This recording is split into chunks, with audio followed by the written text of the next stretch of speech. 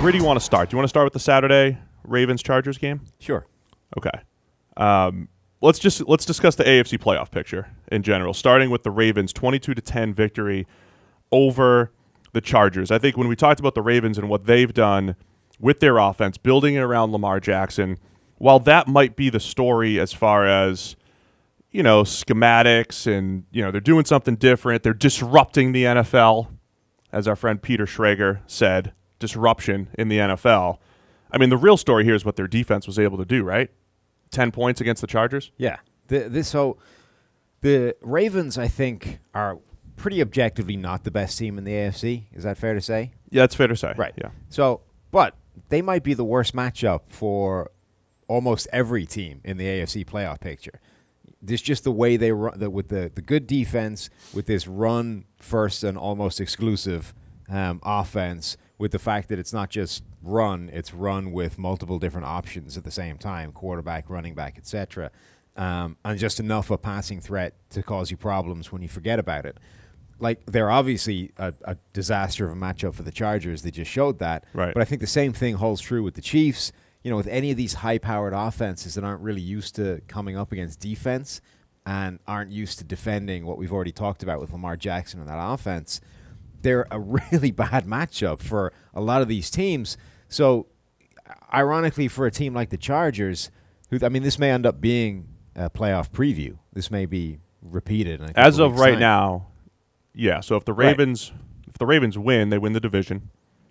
They would get the 4 seed most likely, and then they would host the Chargers, the 5 seed. But ironically, the Chargers might actually be far better placed facing a team like the Chiefs or, you know, any of these high-powered offense type teams than they are going up against this Ravens team again, because that was just an ugly matchup for them. They don't. It's just very badly suited for what they do well, and in the end, they weren't able to kind of execute this comeback. It looked a little bit worse on the scoreline than it actually was because, you know, they had a shot late on before, was it Antonio Gates fumbled the ball away? Key fumble. In what was really a real bang-bang play, right? It required replay and the splitting of frames to tell that So ball got close. punched out before his knee hit the ground. If you look at what Phillip Rivers did, he was 2 for 9 on passes thrown beyond 10 yards. Yeah. 0 for 4 beyond 20 yards, including 2 interceptions. The last one at the end, you know, he had to take a chance, whatever, but he still overthrew. I mean, the Ravens made everything difficult. Nothing sums up. Look at your shallow. This is your shallow cross. Yeah. Breakdown here. Yeah. So in between 0 and 9 yards, that's shorter area in the middle of the field. He was 14 for 15 for 116. Right. Death by a million shallow crosses. Yes. But you need to mix in something else. But the thing is, that isn't even dramatically different from Lamar Jackson in this game, because Lamar was 3 for 10 on passes that traveled above 10 yards. The only difference is he had that one dagger, dropped a dime in there over the middle to Mark Andrews, who Yep. runs 68 yards and scores a touchdown. Yep. And that's kind of the game. But outside of that, Lamar Jackson wasn't exactly getting anything done himself. I had a very profound tweet. Oh, yeah? It did pretty well on Twitter, and it's nothing new for us. I mean, if you guys have been listening to the podcast, you know we've been saying this forever. If you're of the mind that Lamar Jackson makes NFL throws and can drop one in the bucket like he did, you're right. If you're also of the mind that he's far below NFL accuracy standards on a throw-for-throw basis, you're also right. So he is the perfect Twitter quarterback, where whatever take you have is going to be right. He's dynamic as a runner, and if you're backing that up, you'll find a play. If you're going to call him inaccurate, you'll find a play. Couldn't even get the ball back to the refs twice accurately. Twice, as you pointed out to me, while we're eating wings. That was great. And then he also drops a diamond. Watch, he goes through progressions and he makes NFL throws. They're all true. Yeah. The consistency part is always the issue. And we've said many, many times, though, that offense and the running attack will give him more open throws, which will mitigate some of the inaccuracy. Right. The Lamar Jackson conversation is way more nuanced than Twitter can handle. Oh, absolutely. During the course of the game, everybody wants to be like, see, he can't complete a pass. He's completely inaccurate. He'll never work, right? And then like a minute later, he completes a dime to Mark Andrews for a touchdown that essentially is the difference in the game. Or it's, see, NFL throws. He's a top-level quarterback. He can do it all. He's winning. Like, yeah, but obviously the truth is it's this mixture of things, right? He's not just a typical athletic running quarterback that has problems as a passer and can therefore never be successful long term, right? We've seen a bunch of those guys come and go, and they always go for the same reason, which is you're not a good enough quarterback to succeed long term once we figure out how to bottle up your athleticism. He is different because he does a lot of quarterbacking things very well. He does. He does read the field well. He does work through his progression well. He can find the correct target with his eyes and his mind, right? The problem is he often misses that target, or at least hits him in such a way that it's very problematic. So you see a lot of these shallow crosses you were talking about, right? Phillip Rivers puts those exactly where they should be pretty much every single play. Drew Brees, Tom Brady, et cetera, et cetera. Those quarterbacks on those easy routine like long passes, handoffs, right? Right. They hit those guys in stride, running at full speed across the field, and they don't have to break stride. They keep going, and they turn essentially a 3-yard vertical gain into, 8 yards because they haven't stopped the guy.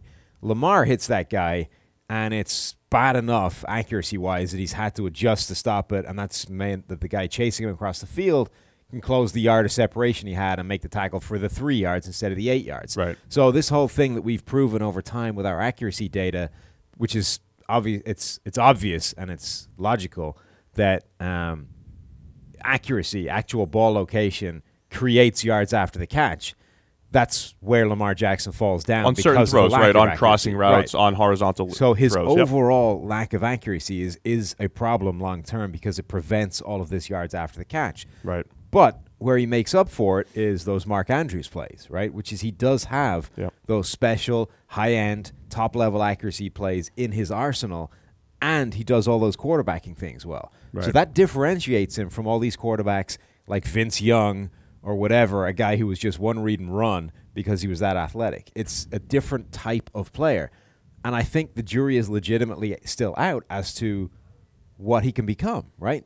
Is that going to be a big enough problem to prevent him being a top-level quarterback long-term once teams do discover how to defend him? Or is it good enough? Is the combination of raw athleticism plus being a good quarterback good enough to overcome being basically an accurate thrower of the football? And a lot of people came to his defense when I made that statement. Well, some people said, well, you're an idiot because the accuracy thing. What I go for. Yeah, it's true. The accuracy thing is most important. And other people are like, well, he's young. I mean, yeah, he's young. I don't know how much that accuracy is going to improve. He's not a natural thrower of the football. You're a big young guy, though. You're a big age guy. That doesn't convince you? Yeah, but it doesn't mean you're going to. There's certain things that you can improve and things that you can't, probably. Yeah, I mean, I think there's a lot you can improve throwing the ball, right? I mean, Aaron Rodgers you can throws a little totally different now than he did as a prospect. Tom Brady throws totally different now to how he did as a prospect. Those guys, have throwing coaches or whatever. There is something to this idea that, I mean, we were saying, we watched this game together, right? And I was saying, it legitimately looks like he doesn't know how to throw a ball mechanically. Yeah. Like we sit around the office, right? And there's a ball kicking around. And every now and again, an impromptu game of catch breaks out between everybody just sitting around, in the office. Of course. And Zach Robinson is a former NFL quarterback. And even from like 8 yards away, lobbing the ball, right? He just throws it differently to everybody else in the office because he understands the mechanics of how it works. Lamar doesn't have that. Lamar looks like the rest of us. Right.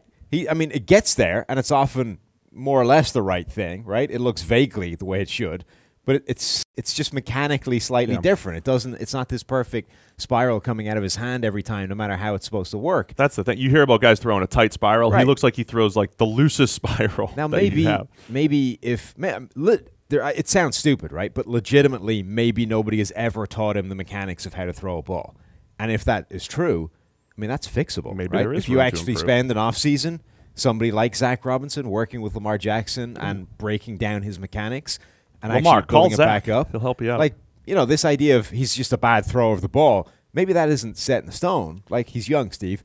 maybe that could be developed over time. He is a young quarterback, and either way, I do think our pre-draft analysis pretty right on so far with Lamar. Nothing summed up our entire summation than the one play. They ran play action. He rolls out. He has a wide open receiver, and he puts it like kneecaps high to complete it. But again, it was one of those. It was like a 10-yard gain that should have been 20 or 30. So you can get by with that. That's still a valuable play for the offense. It just could be a little bit better. I'm going to sum this game up, though, by looking at the Chargers' pass blocking grades. Okay. Russell Okung, 53. Yeah. Left tackle. Left guard, Dan Feeney, 45. 0 to 100 scale here. 60, 65. 65 is about average. Mike Pouncey, 57. That led the Chargers' offensive line. Pro Bowler, Mike Pouncey. Michael Schofield, 40.6. And then Sam Tevy at right tackle, 21.5. Yeah. So the offensive line, Phillip Rivers was pressured on about half of his snaps. Big snacks. Yeah. And then you've got like Terrell Suggs with 8 pressures. You've got Zadarius Smith, who just really took advantage of their guards. He had 7 pressures, including 2 sacks.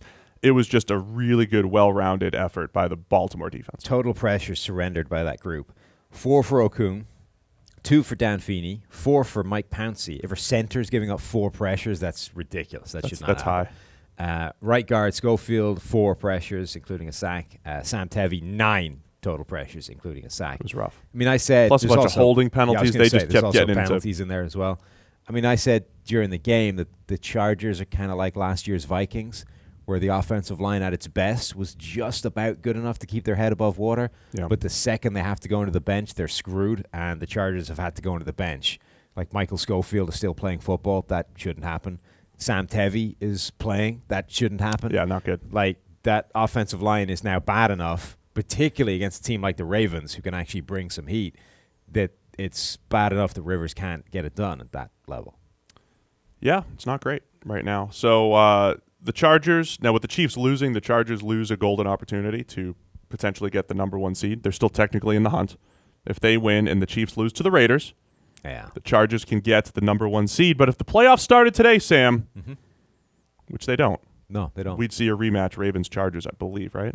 Yeah. I mean, the Chargers, I would think, would desperately want to avoid that. That is in not, Baltimore, is too. not a It good would have matchup to for them. either way, the Chargers, unless the Chargers get the #1 seed, they're going on the road. Right. Wild card weekend.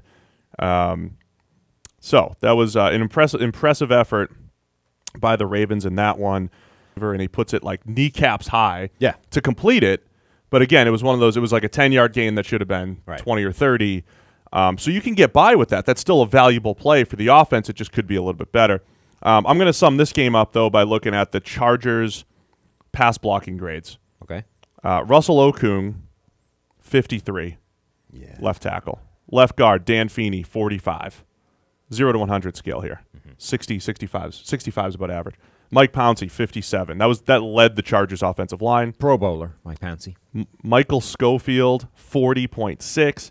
And then Sam Tevy at right tackle, 21.5. Yeah. So the offensive line, Phillip Rivers was pressured on about half of his snaps.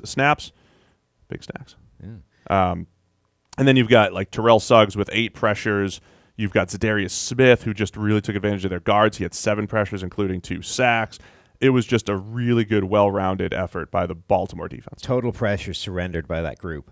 4 for Okung, 2 for Dan Feeney, 4 for Mike Pouncey. If our center's giving up 4 pressures, that's ridiculous. Should not happen. High. Right guard Schofield, 4 pressures, including a sack. Sam Tevy, 9 total pressures, including a sack. It was rough. I mean, I said plus a bunch of holding penalties. They just kept getting into penalties in there as well. I mean, I said during the game that the Chargers are kind of like last year's Vikings, where the offensive line at its best was just about good enough to keep their head above water. Yeah. But the second they have to go into the bench, they're screwed, and the Chargers have had to go into the bench. Like Michael Schofield is still playing football. That shouldn't happen. Sam Tevy is playing. That shouldn't happen. Yeah, not good. Like, that offensive line is now bad enough, particularly against a team like the Ravens, who can actually bring some heat, that it's bad enough that Rivers can't get it done at that level. Yeah, it's not great right now. So the Chargers, now with the Chiefs losing, the Chargers lose a golden opportunity to potentially get the #1 seed. They're still technically in the hunt. If they win and the Chiefs lose to the Raiders, the Chargers can get the #1 seed. But if the playoffs started today, Sam, which they don't. No, they don't. We'd see a rematch Ravens-Chargers, I believe, right? Yeah. I mean, the Chargers, I would think, would desperately want to avoid that. That is in not, Baltimore, is too. Not a it good would have matchup to for them. either way, the Chargers, unless the Chargers get the #1 seed, they're going on the road. Right. Wild card weekend. So that was an impressive effort by the Ravens in that one.